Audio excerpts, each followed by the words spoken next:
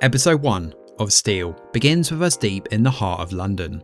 After a wild night of partying, on account of her nosebleeds in the morning, Zara has a meeting with a new intern called Myrtle Clark. She's shown around Lockmill Capital, which happens to be an investment firm.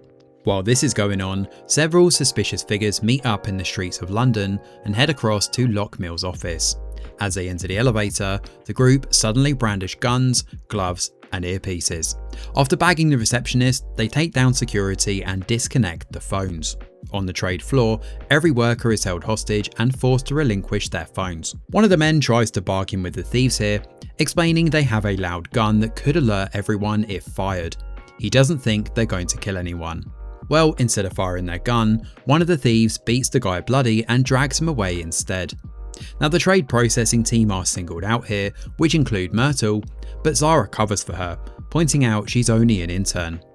With everybody else kept in a conference room at gunpoint, Zara and the other team members are taken across to their desk. They're forced to load up 6 new trades from a USB drive worth over £4 billion. This includes pensions and other social welfare amounts. Zara's colleague, Luke, is here too, and he's forced to commit the trades and then pass over the USB. Next, those who can sign off the trades, which include members of the investment committee, are forced to approve them all and send them along. Those who sign include an older man, George Cartwright, and a poor guy late to work, Milo. Zara is actually the final part of this, forced to put her signature to the trades. However, none of the workers are going anywhere, given they also need to approve the trades with a custodian bank. When Luke is unable to compose himself hearing the phone ring, Zara is forced to pick up the call instead. Now Zara is obviously under fire here, but she keeps her nerve long enough to assure them that these are legit and to transfer the money immediately. Unfortunately, they're also forced to wait for the money to reach the accounts of these thieves. One of the men from inside the conference room bags his chance and heads for the window. He attempts to communicate with the guys in the adjacent skyscraper and he seems to get their attention. However, nothing else goes to plan. Just like the other man in the hallway earlier in the episode, this guy is beaten bloody, knocked out and dragged away. The thieves are now on high alert though, unsure whether the building opposite may have been alerted. This sends the thieves into meltdown.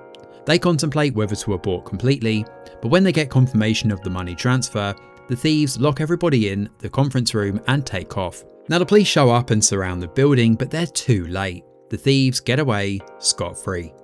Now while the workers are rattled and more than a little shaken, Zara is approached by DCI Reese Kovac. He's a senior investigating officer here and the pair end up chatting. Zara and her colleagues have been identified as significant witnesses and so will need to be taken to the station to clear everything up. For now, Reese praises Zara for her quick thinking and selfless attitude. Now when Zara gets another nosebleed, she heads back to the toilets. Whilst in one of the cubicles, she overhears a couple of women talking about how this may well have been an inside job. They're going to keep an eye on who doesn't show up at work as a potential witness. A big smile then crosses Zara's face as it's implied she may be involved in some way. Steel gets off to a solid start here, and while Sophie Turner's acting does leave a lot to be desired, the plot around that is actually really gripping and enjoyable. Now Martin Phipps deserves a lot of plaudits here for his incredible musical score in this show, because the dark and moody synths work beautifully against the tense storyline. The revelation at the end about someone working inside the firm is a good one, and it also explains why Zara managed to keep her cool so well in the line of fire. However, it'll be interesting to see how that ties into the investigative task force, who are almost certainly going to be hot on her heels to figure out who's undermining the system from the inside. Now based on this first episode though, Steel looks like it could be a great thriller.